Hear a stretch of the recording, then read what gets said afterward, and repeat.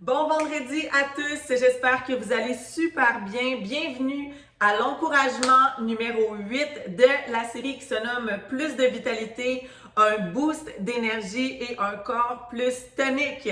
Je veux premièrement vous inviter à retourner écouter les premières vidéos qui vont être un encouragement et qui parlent que la vitalité vient de Jésus-Christ lui-même, que la vie vient de Jésus-Christ lui-même. Dans Romains 4, 17, il est écrit qu'il est le Dieu qui donne la vie aux morts et appelle ce qui n'existe pas à l'existence. En fait, toutes les sources de la vie viennent de lui. On voit dans Genèse 1 que c'est lui qui a créé le ciel et la terre, que tout a été créé par lui et pour lui. Il est vraiment le nom au-dessus de tous les noms. Il est le Seigneur des seigneurs. Il est le roi des rois et il est tout puissant. C'est le seul qui peut nous faire passer de la mort à la vie. Et la parole de Dieu dit que notre Papa Céleste nous a délivrés de la puissance des ténèbres et nous a transportés dans le royaume de son Fils bien-aimé Jésus-Christ, en qui nous sommes rachetés, pardonnés de nos péchés. Seulement par Jésus-Christ, nous pouvons avoir la vie éternelle. Seulement par Jésus-Christ, nous pouvons avoir le pardon de nos péchés. Seulement par Jésus-Christ, nous pouvons être restaurés dans la précieuse relation avec Dieu le Père. Et aujourd'hui, mon thème, c'est d'arroser, d'encourager les autres pour que nous-mêmes, nous puissions être arrosés et encouragés et avoir plus de vitalité. On peut vraiment renverser les œuvres des ténèbres dans la vie de quelqu'un en lui permettant de recevoir le plus beau cadeau au monde, Jésus-Christ, comme Seigneur et Sauveur. Parce que comme j'ai dit, on peut passer de la mort à la vie. On ne peut pas donner qu'est-ce que nous n'avons pas reçu. Et il n'y a personne d'autre que Jésus-Christ qui a été envoyé du ciel, qui est venu sur la terre, qui a commis aucun péché, qui a pris les péchés de l'humanité sur lui et qui est ressuscité des morts pour que nous puissions avoir la vie.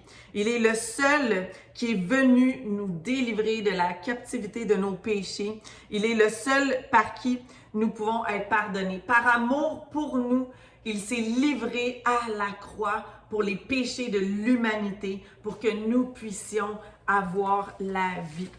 La parole de Dieu dit dans Actes, chapitre 4,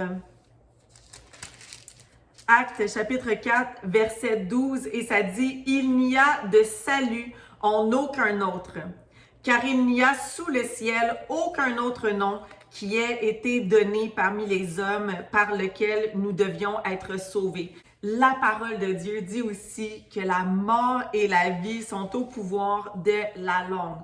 On peut vraiment amener la vie et être un encouragement par nos paroles pour quelqu'un. Et on peut vraiment renverser le royaume des ténèbres dans la vie de quelqu'un par Jésus-Christ.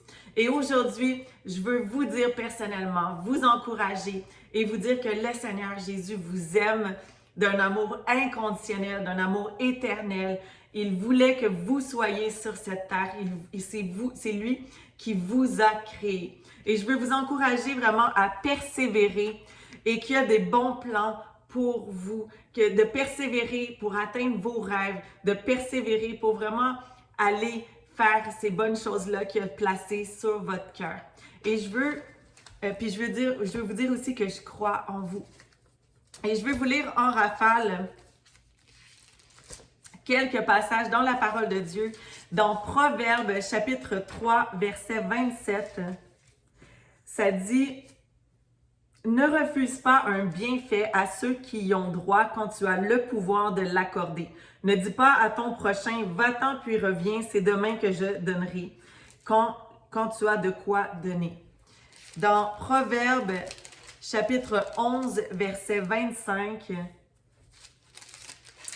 il est écrit « L'âme généreuse sera comblée, celui qui arrose sera lui-même arrosé. » Ensuite, dans Matthieu chapitre 7, verset 12, ça dit « Tout ce que vous voudriez que les hommes fassent pour vous, vous aussi faites-le de même pour eux, car c'est ce qu'enseigne la loi et les prophètes. » Dans Actes chapitre 20, verset 35, Il est écrit « En tout, je vous ai montré qu'il faut travailler ainsi pour soutenir les faibles et se rappeler les paroles du Seigneur Jésus, puisqu'il a lui-même dit « Il y a plus de bonheur à donner qu'à recevoir. » Éphésiens 5, 9,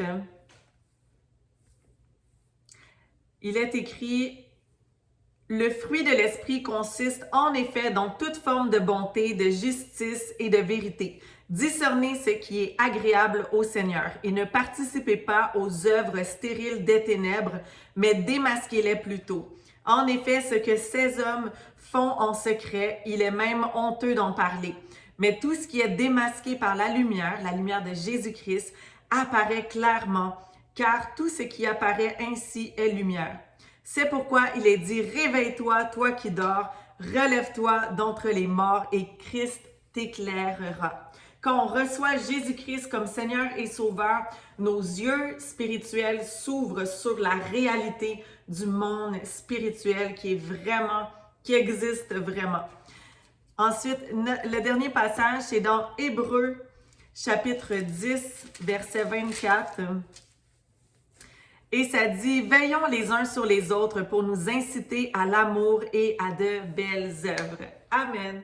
Et aujourd'hui, je veux vous inviter à recevoir le plus beau cadeau au monde, Jésus-Christ. Vous savez, on est tous nés pécheurs. On a tous été privés de la précieuse gloire de Dieu parce que le péché peut pas cohabiter avec la sainteté de Dieu. Et la parole de Dieu dit que le salaire du péché, c'est la mort, c'est la perdition, c'est la séparation éternelle avec Dieu, c'est l'enfer, mais que Dieu, dans tout son amour pour nous, il a donné son Fils unique, Jésus-Christ, prendre notre place, notre punition à la croix, mourir à la croix, verser son précieux sang pour nous.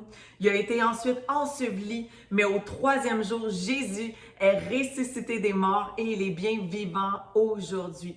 La parole de Dieu dit aussi que tous ceux qui feront appel au nom de Jésus-Christ seront sauvés.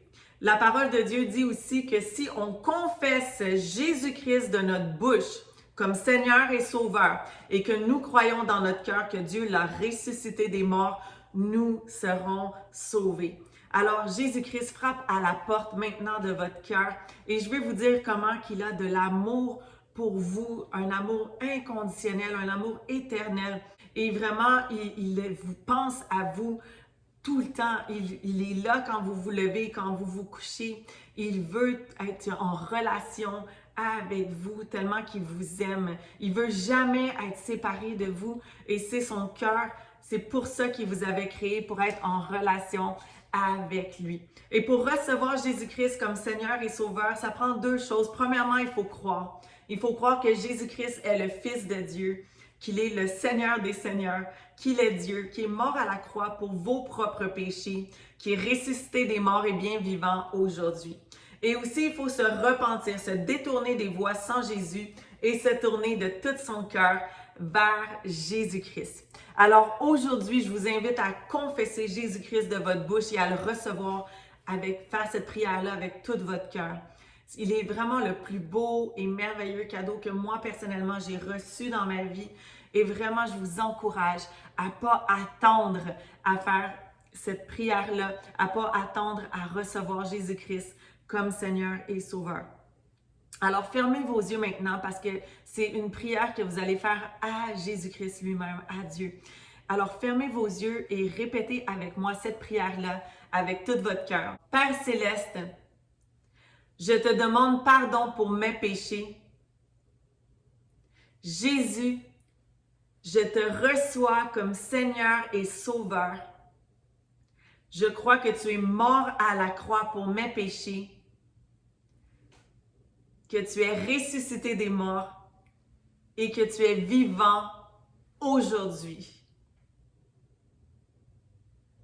Papa, je te demande le baptême du Saint-Esprit. Baptise-moi de ton Saint-Esprit. Remplis-moi de ta puissance, de la tête jusqu'à mes pieds, au nom de Jésus.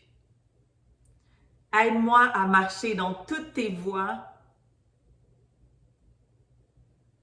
Au nom de Jésus, je te donne toute ma vie. Je te donne le contrôle de ma vie. Au nom de Jésus. Amen et Amen. Vous avez pris la meilleure décision de toute votre vie. Je vous invite à m'écrire. J'aimerais vous envoyer un petit booklet et une Bible et vraiment vous parler de vos prochains pas avec le Seigneur. Vous connecter avec une église locale et aussi, je veux vous encourager à vous faire baptiser d'eau. C'est quelque chose que le Seigneur nous demande de faire par immersion complète après avoir reçu le Seigneur Jésus-Christ comme Seigneur et Sauveur. Alors sur ce, soyez super bénis. On se voit dans un prochain encouragement.